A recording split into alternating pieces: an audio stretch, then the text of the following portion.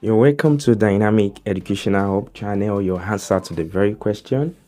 What are we learning in this video? In this video, I'm going to show you the 3D world, the 3D space using Blender, and we are also going to learn how to find the distance of line in space, distance between 2 points in space. Now, apart from Blender, we have different and many 3D software. We have Maya Studio, we have AutoCAD and the likes. So what I'm going to show you here is in Blender software, you can see green, blue and red color as shown. That is X, Y and Z axis. Now I want to move these objects along each axis. So I'm going to show you the X and Y axis. Now let's go. Let me try to move this object. Now for y-axis, and I click on this green, this green is pointing along the y-axis in 3D coordinates. Then I drag this object as shown. That is movement. Now the next one is I want to move it along the z-axis. That is z-axis, the hop. Then far and near, which correspond to x-axis. That is x, y and z axis in 3D Blender software. That is how to move this object. Now we are learning these softwares. After showing you the 3D software Blender, you've seen the 3D environment. So I want to use my own software, my PowerPoint, to demonstrate 3D world for you. Now this is 2D software. So let me show you 3D world, what it looks like using my own animation and PowerPoint. Now we have our x-axis as shown. So we have y-axis as shown. Now x and y-axis are on the floor, the ground level. Now we have the z-axis, which corresponds to the height and depth. Showing a mesh to show the ground, to show the floor. Now on each axis I have coordinates that is drawn. Let me show you this. Now moving forward here is positive. Now this is the origin here, which is 0, 0, 0. If you look at it, we have 1, 2, 3, 4, 5, 6 up to 16 here, the positive. Now when you go backward, you have negative. So you are on x-axis. Now on y-axis as well, we have the same thing. When you move like this, now this is y-axis, positive. So when you move like this, this is negative. The same thing applicable to z-axis, upward, positive, downward, negative. I want to show something here. I have a point here, so I'm picking those points on x-axis, and so I draw a straight line upward. So I pick another point on y-axis. The point is on 5. The coordinate of that point on y-axis is 5. So I draw it upward. So I pick another point here on z-axis. The coordinate is 6. In the coordinate of those points here, this point, for x is going to be 0, being the origin. When you trace it, is x, origin for x. Now for y, we have 5 and 5. For z, we have 6, isn't it? So we are going to have 0, what is y? 5, 6, which is your z. On this plane, when you move here, what are we going to have? On x, we have 4. What about y? Y will be 0. I'm talking about this plane. For y, it is 0. Now we have 4, 0 for y. What about z? We have 6 here. 4, 0, 6. That is the coordinate of this point. So let's have another plane here. This plane here. Let's join it like this. Now what if we want to find this point here? So let's go ahead and find its coordinates, this point that I'm showing you.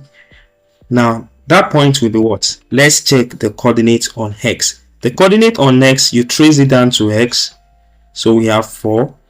The coordinate on y, you trace it down to y.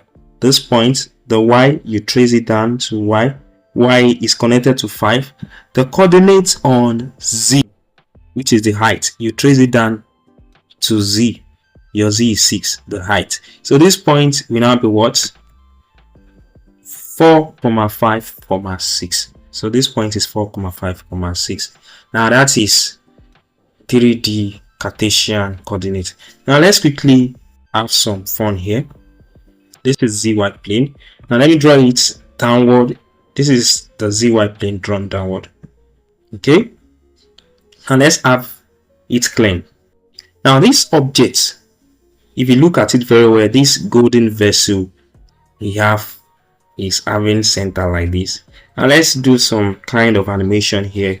I want to throw a ball from here. I want to throw it inside this.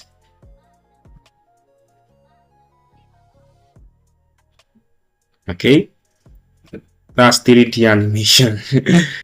Now I have this object here, 3D object.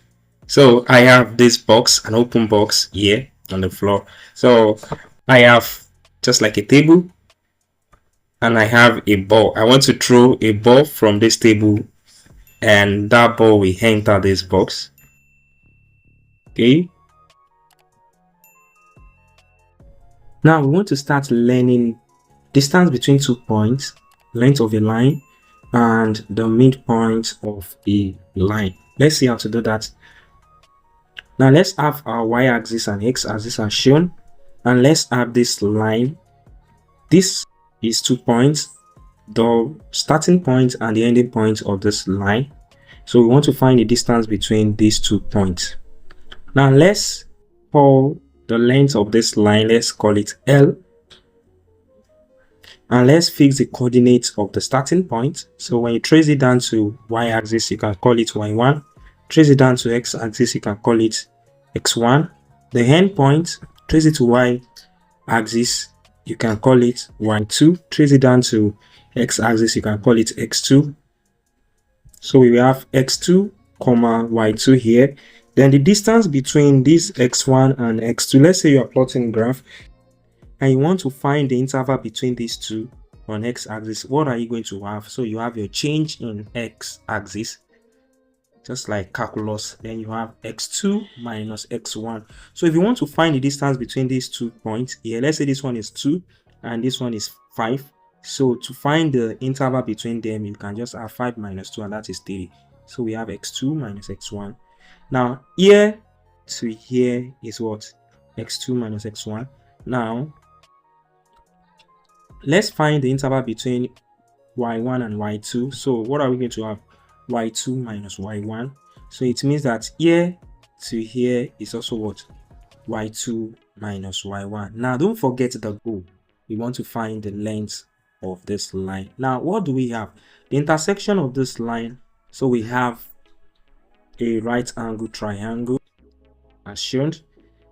Now how do we now go about and find its length?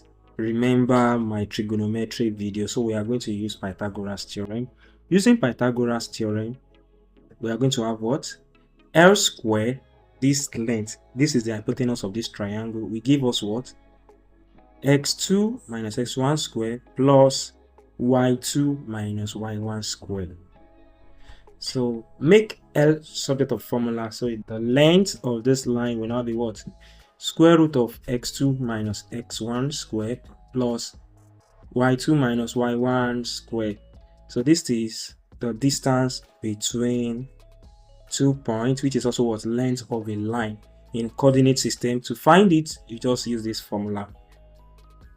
What about 3D coordinate system? For 3D coordinate system, you still use the same formula, but here you are going to provide the x, y, and z coordinates. So you have your x2 minus x1 square plus y2 minus y1 square plus z2 minus z1 square. That is how to find the length of a line in 3D coordinate system. Now we are done with that. Now let's see how to find the midpoint. Let's say you want to find the midpoint of this line, the center of this line, the midpoint, and you want to give the coordinates. How do you give the coordinates when you know the coordinate of the starting point and the ending point? Now it's quite simple. Now you can trace the midpoint down to the y-axis and down to the x-axis. So when you trace it down to the y-axis, you have the middle of y2 and y1, and when you trace it down to x-axis, you have the middle of x2 and x1. Now what does that imply? It means that find this middle, you are going to add x2 plus x1 or x1 plus 2 divided by 2. For the middle of this one, you have y2 plus y1 divided by 2.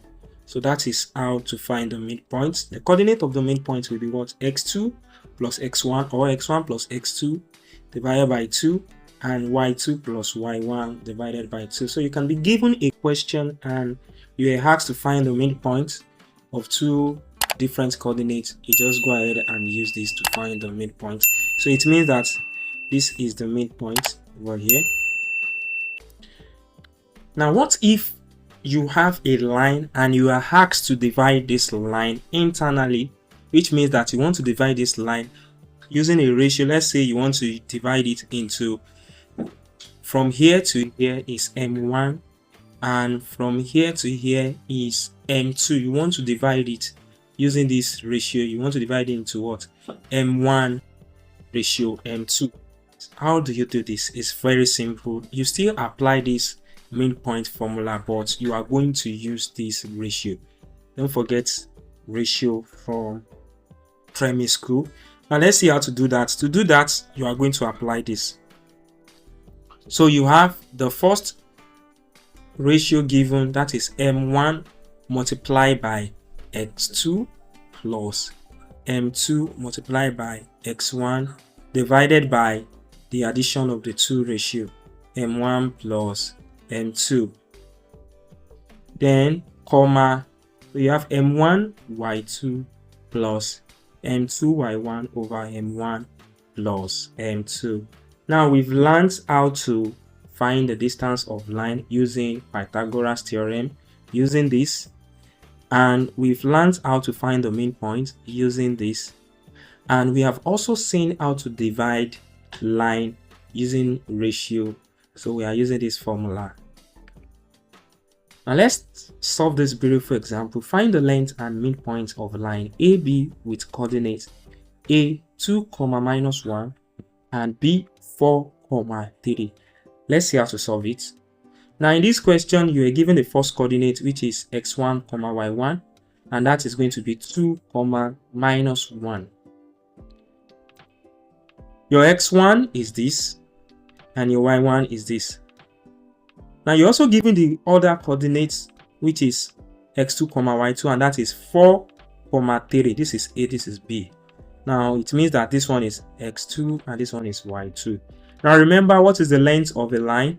So length is equals to square root of x2 minus x1 squared plus y2 minus y1 squared, and that will give us square root of 4 minus 2 squared plus 3 minus, then you now have your minus 1. Be careful with sign. Don't just say 3 minus 1 because we have minus 1 here. Minus is in the formula and this is also having minus. We have 3 minus minus 1. What is minus times minus? You have plus. Now you have your head will now be square root of 4 minus 2. We have 2. 2 square plus. What is 3 minus minus 1 here? 3 minus minus 1 is 3 plus 1, and that is 4. That is why you have 4 square. What is 2 square here? You have 4. That is 2 times 2. What is 4 square here? You have 16. 4 times 4. 4 plus 16 here, you have 20. You now have root 20 unit. And this is very important. In mathematics, if you have something like this, you can, your option, let's say you are having a multiple choice question, you might not see root 20 in your option.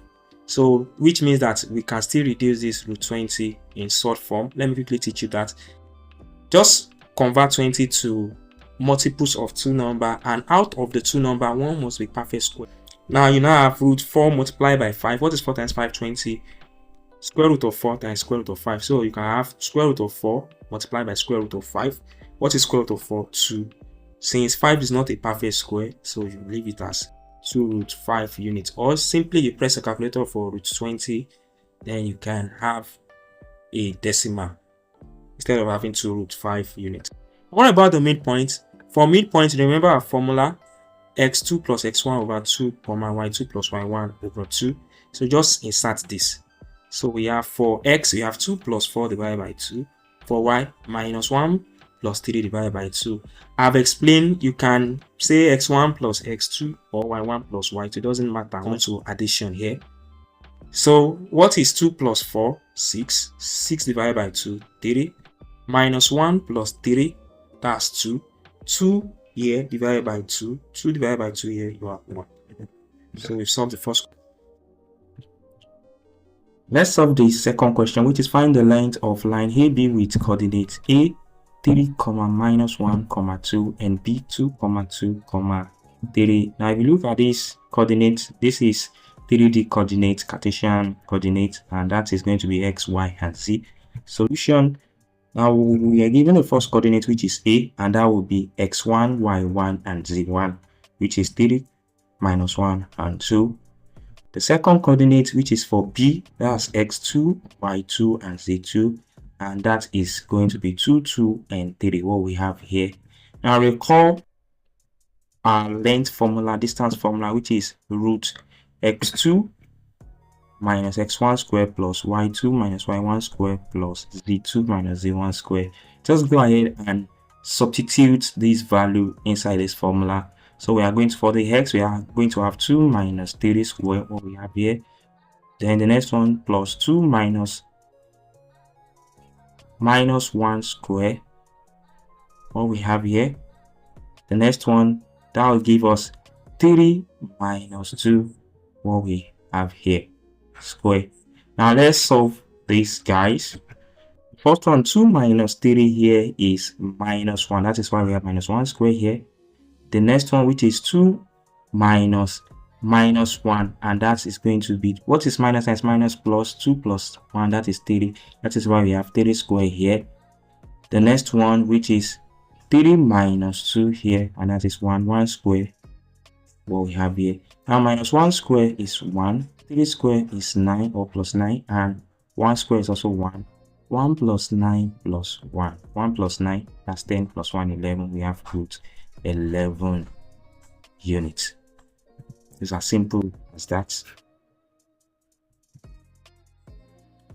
And let's see how to solve this question, which is very interesting. If the midpoint of the line segment joining the points A, 3, 4, and B, K, 6 is P, x, y, and x plus y minus 12 is equals to 0, find the value of K. Let me give you a few seconds to read this question before we start solving it. Okay, let me analyze this question for you. Now, we are told in this question that we have a line segment, and the line segment is having the starting and the ending point. Now, the starting point is 3, 4, and the ending point is K, 6, where K is a constant that you don't know. And we're also given the midpoint, and the midpoint is P, which is x, y, that we don't know. This x is a constant, y is also a constant. And in this same question, we are given relationship between x and y. And what is that relationship? X plus y minus 12 is equals to 0. So here we are asked to find the value of K. Now you should know that while solving this question, you will get the value of y and you also get the value of x. Now let's see how to solve it. Solution. Now we don't need to draw any graph here or anything here. Just let us go straight to solving our questions. You have your A as 3, 4, B, K, 6, P, midpoint x, y. X plus y minus 12 is equal to 0. So let's relate x and y. So we are going to have x plus y is equal to 12. When you transfer this minus 12 to the other side, you have plus. That is why we have x plus y is equal to 12 here. Now we can say that x is equals to what? 12 minus y, or you even rewrite it as y is equals to 12 minus x. Either way, you are good to go. What is the next step here? Remember the formula for midpoint. What's the formula for midpoint? Midpoint is equals to x2 plus x1 over 2, comma y2 plus y1 over 2. And let's apply that midpoint. Applying the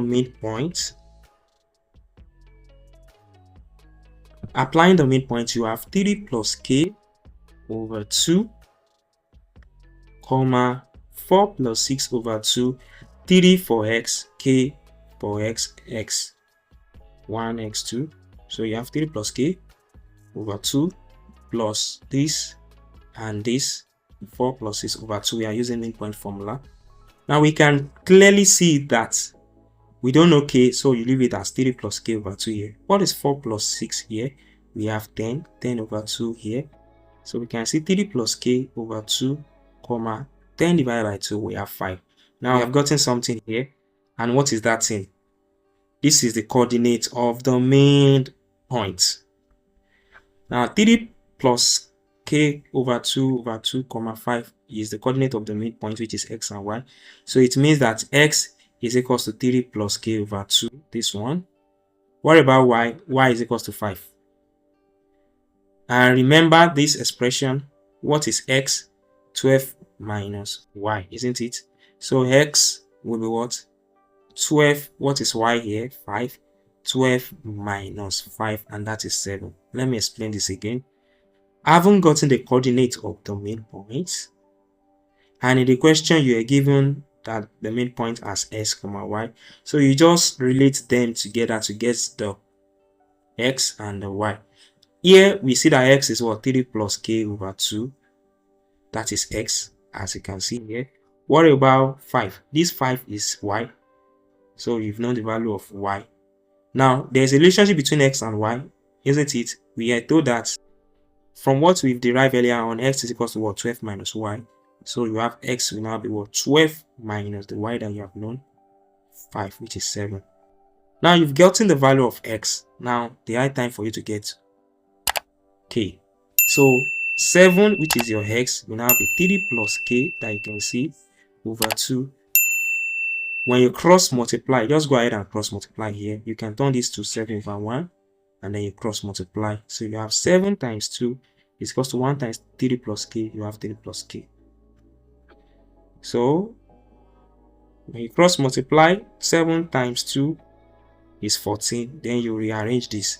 You can have explained that when you have a question, you can choose to write the right hand side first before the left hand side, or you write the left hand side before the right hand side. That is what I've done. So instead of writing 14 is equals to 3 plus k, I write 3 plus k is equals to 14. That is why we have it here.